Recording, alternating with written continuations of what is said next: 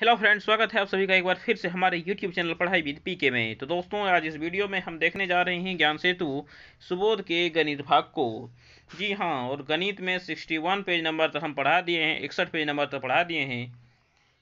वो तो आज हम देखेंगे पेज नंबर 62 और पेज नंबर 63 को। तो आप लोग हो जाइए तैयार, कॉपी और पेन और साथ में अपनी सुबोध कार्य पुस्तिका को लेके। तो चलिए शुरू करते हैं ज़्यादा समय नहीं लेते हुए। तो ये है हमारा आज का सवाल। आज हम कक्षा 7 के अभ्यास कार्यपत्रक 1 देखेंगे। इससे पहले हम कक्षा 6 के अभ्यास कार्यपत्रक को पढ़ रहे थे। और यदि आप लोग हमसे पूछें कि सर बताइए इसका पेज नंबर कितना है, तो यह है आपका पेज नंबर 62। तो चलिए इनके हर एक सवाल को एक एक करके सॉल्व करते चलते हैं। पहला सवाल दिया गया है, दो ऋणात्मक पूर्णांकों का योगफल सदैव प्राप्त होगा।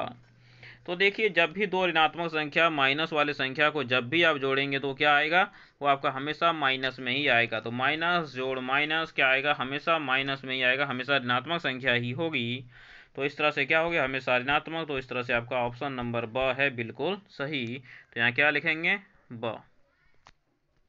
चलिए पढ़ते हैं इसी तरह से अपने अगले सवाल पे। अगला सवाल दिया गया है, सत्य असत्य कथन की पहचान कीजिए।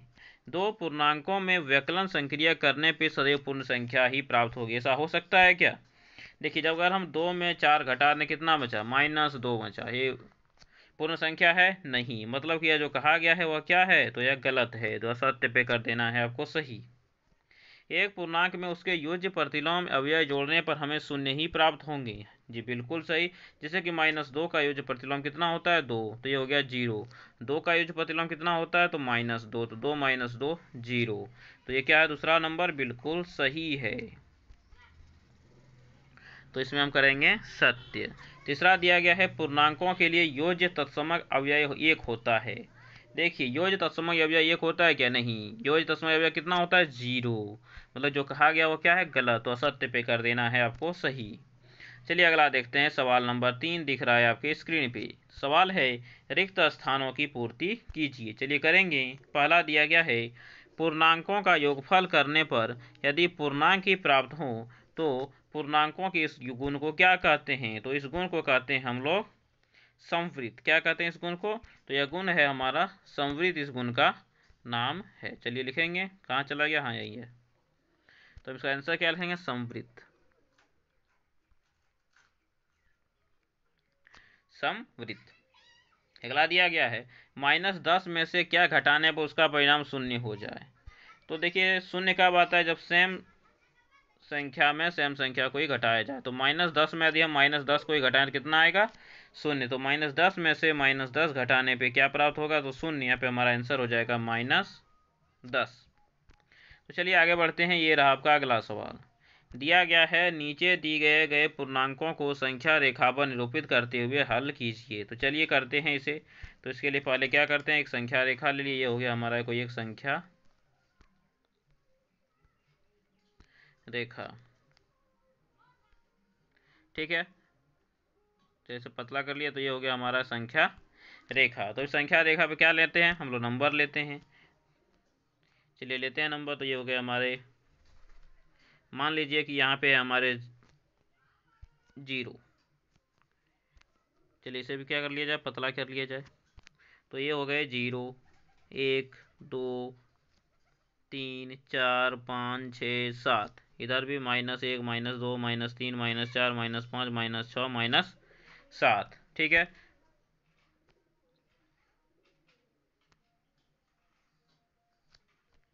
तो ये था हमारा 0। बिल्कुल सही है, बोलेगा हाँ सर सही है। तो देखिए क्या दिया, -6 तक। तो चलिए थोड़ा जूम कर लेते हैं। इसमें क्या करना है, सबसे पहले आपको -6 तक आना है 0 से, ठीक है। तो ये जो आपके हैं ये कितने हैं, ये हैं 0। तो चलिए यहाँ पे लिख देते हैं, ये हो गए हमारे 0। अब -6 तक आना, तो ये -1, -2, -3, -4, माइनस, ये हो गया आपके -6। तो ये हो गया आपको -6। तो आपको यहाँ तक क्या करने हैं, आने हैं, ठीक है। तो चलिए हम यहाँ से आ गए -6 के पास। उसके बाद आपको +2 दिया है, तो 2 दिया है तो आपको दाएं तरफ चलना है। तो 1 और 1 2, कहाँ आके रुके, तो आप देखिएगा कि आप जो रुके हैं वो -4 पे रुके हैं। कितना पे रुके हैं, -4 पे। तो यहाँ पे जो आपका आंसर हो जाएगा वह कितना हो जाएगा, तो बिल्कुल सही, यहाँ पे आपका आंसर हो जाएगा -4।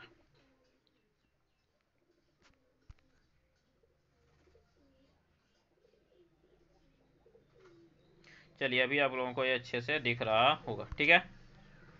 तो यहाँ पे आपका जो आंसर है वो कितना हो जाएगा, तो यहाँ पे आपका आंसर हो जाएगा -4। तो ये हो गया आपके पहले सवाल के जवाब। तो आपको इसी तरह से बनाने, क्योंकि यहाँ पे मेरे पास उतने जगह नहीं है इसे बनाने के लिए, इसलिए मैं इसे बड़ा बना के दिखा दिया। आप लोग इसे छोटे में इसी तरह से बना लीजिएगा। अगला है 4 - 7। तो क्या करना है, फिर से हम एक संख्या रेखा लेंगे, ले लिए। फिर क्या होगा, बीच में कहीं पे 0 होगा, मान लीजिए कि यहाँ पे क्या है, 0 है, ठीक। फिर इधर क्या होंगे, इधर आपके 1 2 3 4 5 6 7। इधर आपके -1 -2 -3 -4 -5 -6 -7, ठीक। मतलब कि ये वाला जो हमारा संख्या है, या कितना है, तो यह संख्या है 0। तो ये हो गया आपका 0। तो आपको कहाँ जाना है, 4। तो चलिए, तो 1 2 3 4 आपको यहाँ तक आने हैं, ठीक। ये है हमारा 4। तो चलिए 4 तक चलते हैं। तो देखिए हम यहाँ से यहाँ तक 4 तक आ गए, ठीक।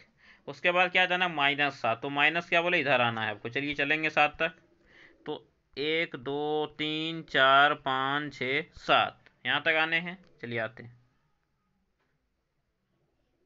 ये आ गए, ठीक। यहाँ तक हम लोग आ गए। तो ये हमारा कितना संख्या है, चलिए अब हमें वो देखने हैं कि यहाँ तक जो हम आए वो हमारी कौन सी संख्या थी। तो ये 0 1 2 और ये हो गए आपके -3। कितनी हो गई, -3। तो यहाँ पे आपका आंसर कितना आ गया, बोलिए सर यहाँ पे हमारा आंसर आ गया -3। तो -3 आपका है सही जवाब, ठीक है। तो इसे भी आपको इसी तरह से बनाने हैं। तो आगे और भी जो सवाल दिए हैं उसको भी आपको इसी तरह से क्या करने हैं, बनाने हैं। तो चलिए मैं इसमें संख्या रेखा नहीं डायरेक्ट को आंसर लिखा देता हूँ। तो -4 में जब हम -5 को जोड़ेंगे तो हमें मिलेंगे -9। कितने मिलेंगे, -9। और जब 3 में 0 को जोड़िएगा तो आपको मिलेंगे 3, ठीक है। चलिए बढ़ते हैं अगले सवाल पे। अगला सवाल आपको दिख रहा होगा, सवाल नंबर 5 आपके स्क्रीन पे। तो पढ़िए सवाल नंबर 5 क्या दिए गए हैं। बोले गए हैं यदि दो पूर्णांक का अंतर 10 है, जिनमें से बड़ा पूर्णांक -25 है, तो दूसरा पूर्णांक का मान क्या होगा। तो देखिए क्या बोला कि दो को संख्या, मान लीजिए ए को जोड़े और एक -25 को जोड़े, कितना आया, 10 आया। तो हमको ए निकालना है, तो इधर -25 है, उधर जाके +25 बन जाएगा। तो कितना हो गया, 10 और 25। तो 10 और 25 होते हैं आपके 35। तो इसके आंसर कितने हो जाएंगे, बिल्कुल सही, इसके आंसर हो जाएंगे आपके 35। तो चलिए इसके आंसर को लिख लिया जाए -35। तो इसका जो आंसर है वो आपका हो गया 35। चलिए अगला सवाल देखा जाए। अगला सवाल जो है वो आपको दिख रहा होगा। सवाल है पूर्णांकों के ऐसे कोई 5 युग्म लिखिए जिनका अंतर -12 हो। तो पूर्णांकों के आपको इस तरह से कोई भी 5 युग्म लिखने हैं जिसका अंतर कितना है, -12 है। तो चलिए लिखते हैं, कोई बड़ा बात नहीं है। तो आप पहले लिख लीजिए 3 और 15। जब 15 में 3 को 3 में 15 घटा कितना आएगा, -12। -3 -15 4 और 16। तो देख लीजिए 1 3 15 -3 -15 4 16। अगला हम लिखेंगे -4 -16। और उसका अगला आप लिख लीजिए, कितना लिखिएगा, तो 5 और 17। तो ये सब में जब घटाइएगा तब वो कितने बचेंगे, -12 ही बचेंगे आपके यहाँ,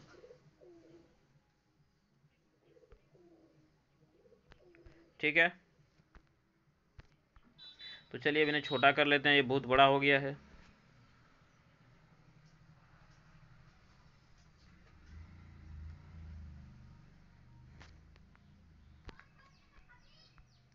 तो ये हो गया आपके आंसर। आप इन्हें एक बार फिर से देख लीजिए, 3 15 -3 -15 4 16 4 -16 5 और 17, ठीक है। अगला दिया गया जो सवाल नंबर 7 वो दिख रहा होगा आपके स्क्रीन पे, दिया है रिक्त स्थान को भरिए। सवाल नंबर 7, रिक्त स्थान को भरिए, ठीक है। तो 8 में क्या जोड़ें कि 0 आ गया, तो क्या बताए, सेम संख्या हम जब 8 में -8 में क्या जोड़ेंगे, 8 आ जाएगा आपका। जीरो, यहाँ आंसर क्या हो जाएगा 8 हो जाएगा। 13 में क्या जोड़ने से जीरो आएगा, कितना जोड़ेंगे तो -13 जोड़ेंगे, तो -5 में दिया -5 जोड़ेंगे कितना आ जाएगा -10। 12 में जब हम 2 को जोड़ दें कितना आ गया तो 10। ये हो गया आपके यहाँ पे इसके आंसर। चलिए बढ़ते हैं अगले सवाल पे। सवाल नंबर 8 दिख रहा है आपके स्क्रीन पे। एक ऐसा पूर्णांक योग में लिखिए जिसके योग से हमें निम्नलिखित प्राप्त होते हों। तो हमें एक पूर्णांक योग लिखने के लिए बोला गया जिसके योग से हमें निम्नलिखित संख्याएं प्राप्त होती हों। एक ऋणात्मक संख्या लिख दीजिए, कोई भी बड़ा बात नहीं है। तो ऋणात्मक संख्या में क्या लिखिएगा, लिख दीजिए -2 -3, -2 और -3 जोड़िएगा तो कितना प्राप्त होगा -5। ऋणात्मक संख्या शून्य, शून्य के लिए क्या दोनों संख्या सेम होना चाहिए, -2 और 2। अगला दिया है दोनों पूर्णांकों से छोटा एक पूर्णांक जोड़ने पे। तो ये दोनों पूर्णांकों से छोटा एक पूर्णांक आना चाहिए जोड़ने पे। तो देखिए यहाँ पे जो संख्या दी गई है ये संख्या ऐसे आपकी पॉसिबल नहीं है कि आप दोनों पूर्णांक को जोड़िएगा और उससे छोटा आपको पूर्णांक मिले, ऐसा संभव नहीं है। आपको एक से छोटा और एक से बड़ा पूर्णांक मिल सकता है, ऐसा हो सकता है। चलिए ऐसा एक लिख देते हैं। तो क्या लिखें, चलिए यहाँ पे लिख देते हैं एक -4 और एक 3। अब दोनों को जोड़िएगा तो आपको -1 मिलेंगे। तो इसमें एक से छोटा है लेकिन दूसरे से नहीं, दोनों पूर्णांकों से बड़ा एक पूर्णांक, ये कोई भी हो सकता है। अब 2 और 3 को जोड़ दीजिए, 5 मिलेंगे जो कि दोनों से बड़े हैं। तो आपको यहाँ पे चारों के आंसर लिखा दिए गए हैं। पहला -2 -3, दूसरा -2 2, तीसरा -4 3 और चौथा 2 + 3। अगला है आपके स्क्रीन पे दिख रहा है जो सवाल क्या है कि एक ऐसा पूर्णांक युग्म लिखिए जिसके अंतर से हमें निम्नलिखित प्राप्त होता है। एक ऋणात्मक संख्या, घटाने पे ऋणात्मक संख्या आनी चाहिए तो घटा दीजिए आप। जब 2 में 3 को घटाइएगा तो -1 बचेंगे, ऋणात्मक संख्या है। शून्य, जब आप 2 में 2 को घटाइएगा तो कितने आएंगे, शून्य ही आएंगे। तो 1 2 3 हो गए, एक आपके 2 2 हो गए। दोनों पूर्णांकों से छोटा एक पूर्णांक आना चाहिए, तो कोई भी संख्या आप अंतर कर दीजिए, -2 3 और 2 घटाइए, दोनों से छोटा ही मिलेंगे।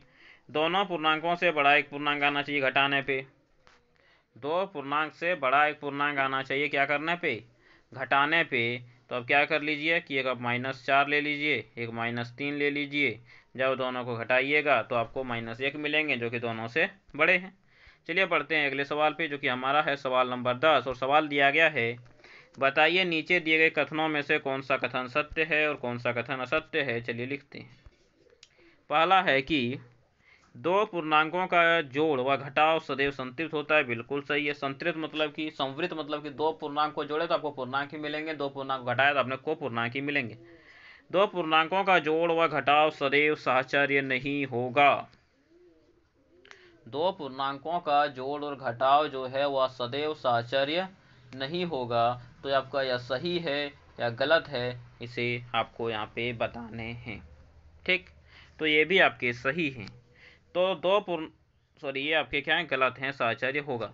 दो पूर्णांकों में जोड़ व घटाव के लिए क्रम विनिमयता गुणधर्म मान्य है, नहीं है, ये मान्य आपका नहीं है। ठीक, जोड़ के लिए मान्य है, घटाव के लिए मान्य नहीं है, और यहाँ पे दोनों दिए गए हैं, इसलिए आपका आंसर यही होगा। जो हमारा अगला सवाल है वो आपको दिख रहा है। आप वह सवाल क्या है, तो वह सवाल आपका अभ्यास कार्यपत्रक 2 कक्षा 7, और यदि आप जानना चाहते हैं पेज नंबर तो वह है आपका 63। तो चलिए शुरू करते हैं इनके प्रश्नों को सॉल्व करना।